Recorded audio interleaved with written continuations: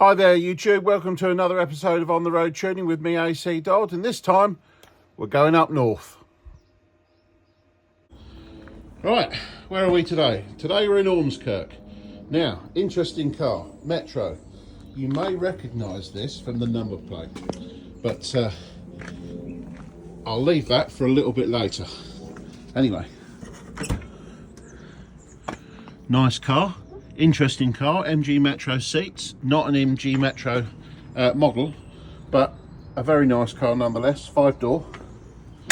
Not a lot of people know this, but I've done a few Metros in my time. And under the bonnet, we have a 1300 A+ engine, and this one's got a few little modifications, but all factory standard stuff. So let's go and have a chat with the owner and see what we can do. So let's speak to the owner. Oh, look who it is. It's Ed. And some of you might know Ed from his channel on YouTube, which is TwinCam. And we're up here today to look at Melody the Metro. So, over to you, Ed. What's up with it and how can I help you?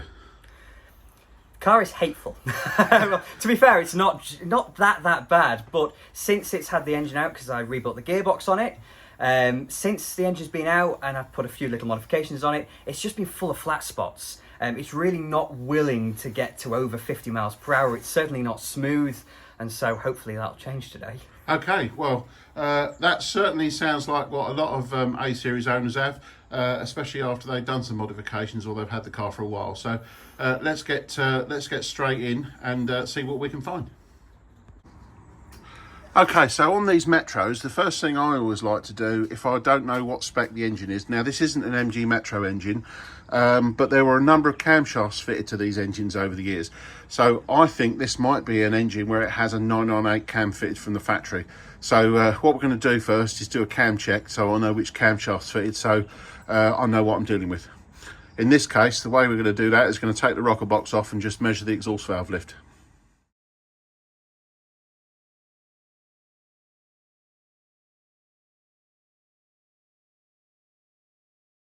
Cool.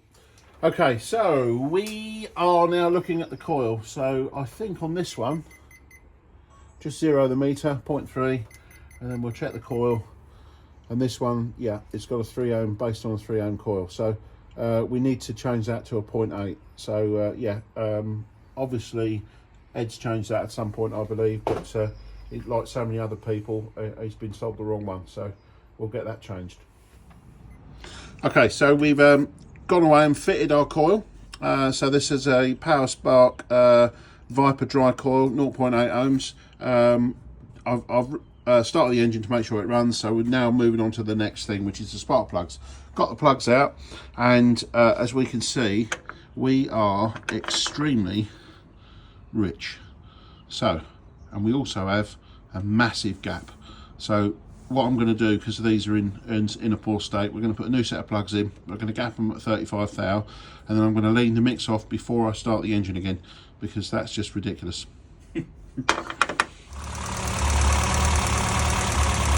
So, got the engine running. We got, just to recap, put new set of plugs in, gapped them, obviously the new coil.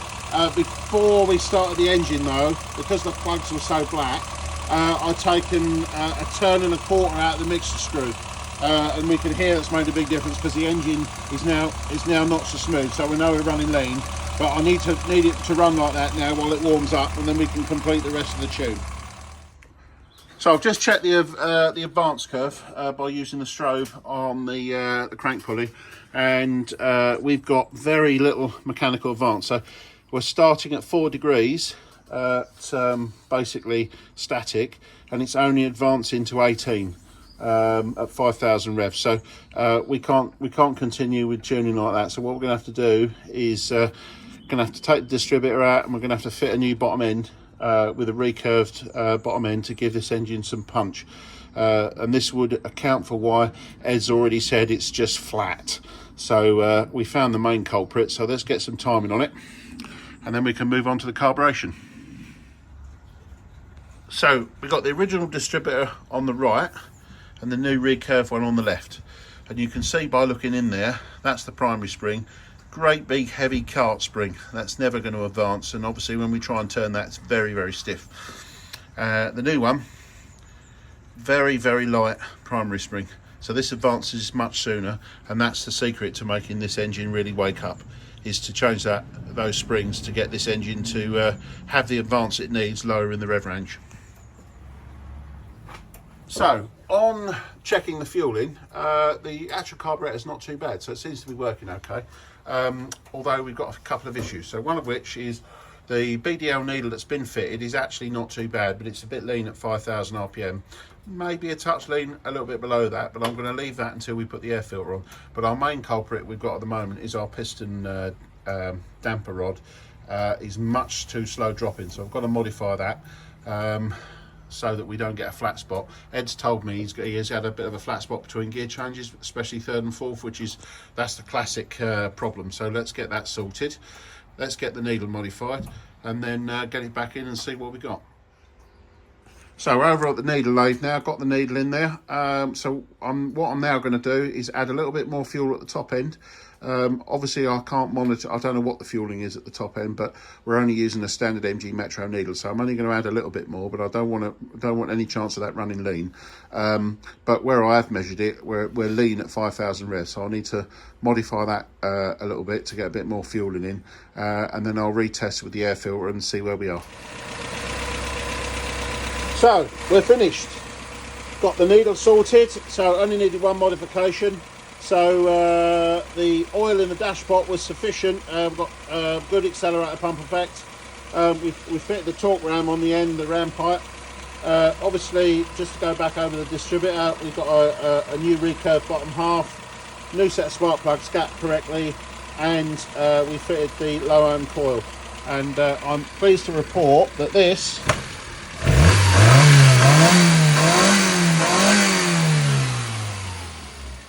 is very aggressive, and it's now ready for Eddie or Edward to take it out for a test drive. Right, so Ed's been out in his car after a test drive. He's already got the start of that smile, so let's see what he thinks after that, after the tune. So how's it drive now, Ed? The single word that I want to use is that it's linear. It's just the engine just wants to pick up and go from absolutely anywhere in the rev range, and it just feels like it has punch in a way that it didn't before. So I was having to drive it and try and keep the revs on it, to try and keep it way above idle, to try and get any kind of puff out of it. And I was just taking it around the block.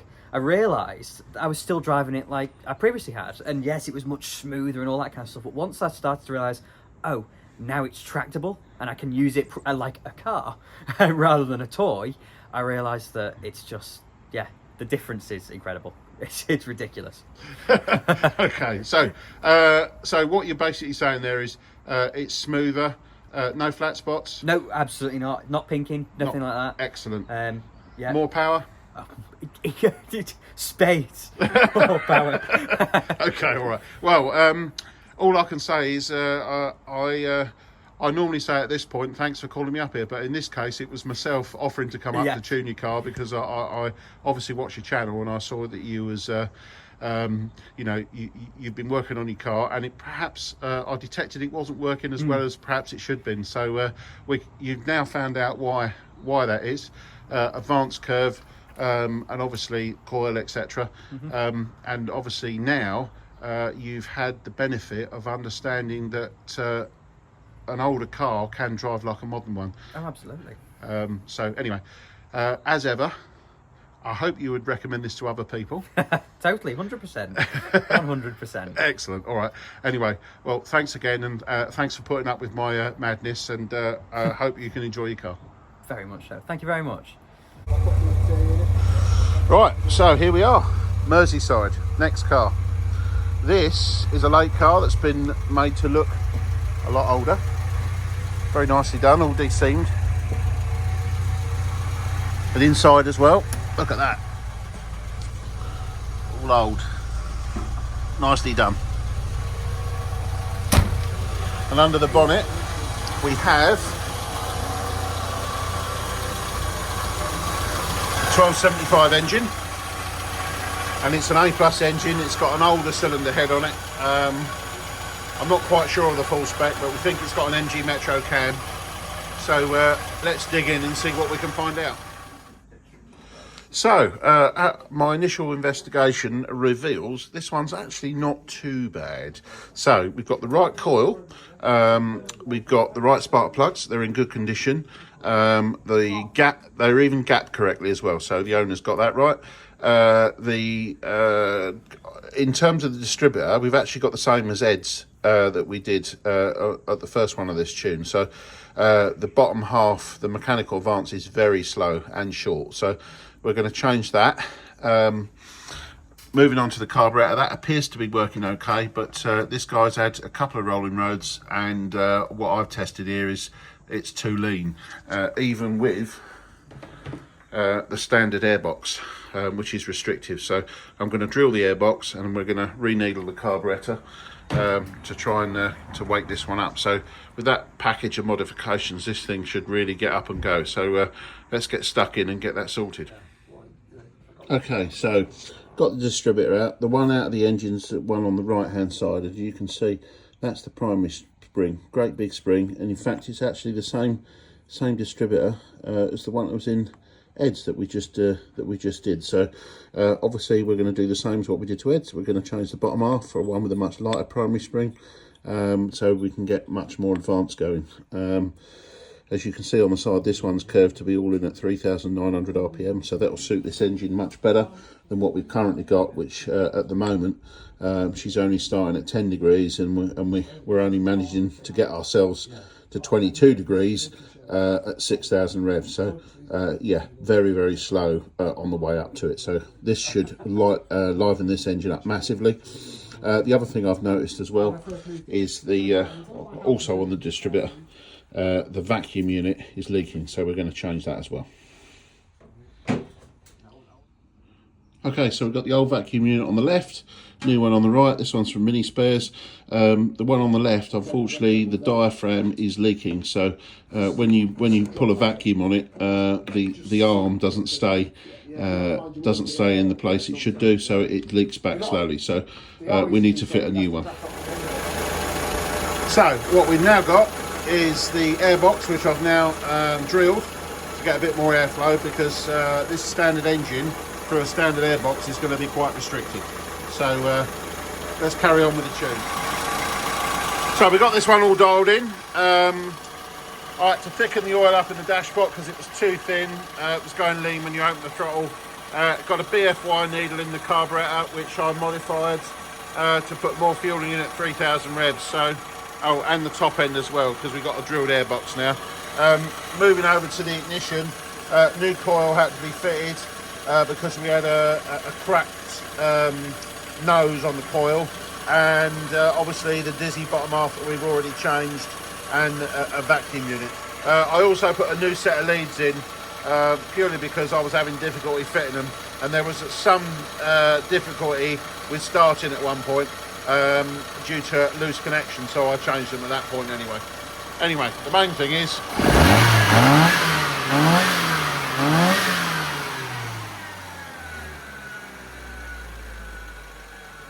this one's ready for a test drive. Right, John the owner's been out in his car, and what do you think, John? The magic of ACDodd, totally different car. Power, smoothness, fantastic. Excellent. So you can see we had to do a fair bit in the end. This was one of those engines that had a little bit in a lot of places. You know, the main one there was the advance curve, and then obviously we changed the vacuum unit. We ended up putting a coil on it, a set of leads, and then drilling the airbox, and finally adjusting the needle. But the difference is amazing, isn't it? Oh, different car. Different car. Excellent. All right. So no flat spots now? No flat spots whatsoever. Excellent. And more power? Yeah, more power, smooth, really smooth. Excellent. All right. Well, thank you very much. No, thank you. Okay, so next car. And this is a nice original Mini Sky.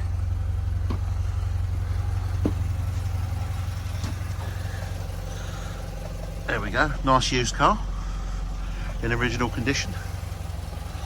So what we got under the bonnet?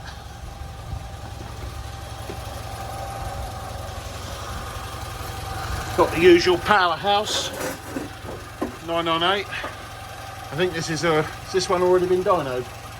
I'm not too sure. Okay, all right. It's been professionally set up apparently. So what we're going to do is I'll have a dig through and see what we can find. Okay, so this is Tony. Tony owns this lovely Mini Sky. So why have you brought it down for a tune today? It needs a few more horses unleashing under the bonnet. It lacks a bit of power at top end. Can struggle slightly going up hills, and it needs a bit of an expert advice. Okay, And, all right. and a keen eye to look over it. Okay, all right, fair enough. What's it like when you're cruising? Does it jerk at all? Is it smooth? No, it's or not jerking. It's pretty okay. It's mainly when it's a bit more when you press on a uphill, bit? When you press on a bit, really. It doesn't seem to hesitate, but there's lacking something. Okay, all right. Well, let's get stuck in and see what we can find. So, got the dwell meter on this one. It's got an aftermarket electronic ignition. So, as usual, the first thing I want to do is to find out what type of ignition's on it.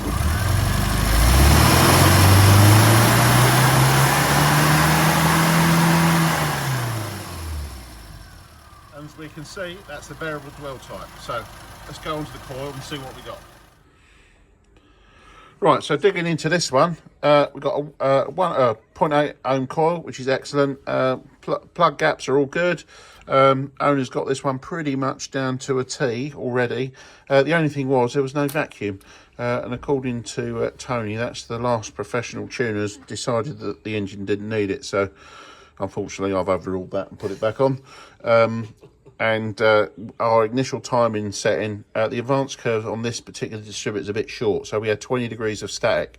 So what I've basically done is I've pulled that back to about 15, so we've got somewhere around 30 degrees of full advance.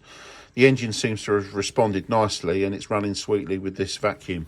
So now we're going to move over to look at the carburettor and see what fueling we've got there. Right, so got this one idling. This is how it came in. Way too rich.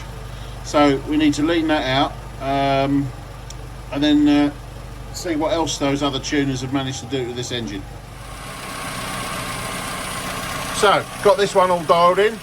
In the end we needed to change the needle. It was an AAV needle that was supplied by the previous firm who tuned the car, which was much too lean. They'd also said it was too rich at idle, as we'd already shown. So they hadn't bothered to profile the needle, they just wound the mixture nut up, which is, to be honest, not very good. But we've changed that now. We've put an AAE needle in, and then I've just modified that slightly to increase the fueling from 2,000 to 5,000 RPM. Only a slight adjustment. And then what we needed to do was thicken the oil in the dashpot, and now we've got an engine that responds really well. So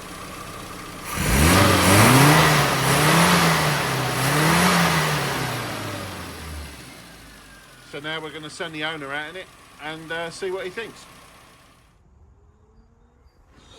So Tony's now been out in his car and the smile's there already. So what do you think, Tony? We found those extra horses that the other tuning specialists couldn't find, basically. We've put the foot to the metal and burning some rubber for a change. Yeah, it's fantastic. Okay. So fantastic. A lot better, yeah? Absolutely, absolutely, wonderful. So just in terms of how much better, what part throttle? A lot better, a lot better. It was, it wasn't lumpy. It just needed that bit of a kick. Yep. And top end now, which was missing to start off with. Yep. It's there all the way across the range. Okay. All the way. Excellent. Yeah. So we've got a power back, and what's it like smoothness? It's great. It's absolutely great. Yeah. Across the band now. It's not. Let's say it wasn't too lumpy, but you could tell there was something not right, and it just needed that bit of a tweak from AC just to get things sorted out. Excellent. All right. So now you've had it done, would you recommend this to anyone else? Oh, absolutely. Don't hesitate. Okay. If you're in doubt, then you're missing out.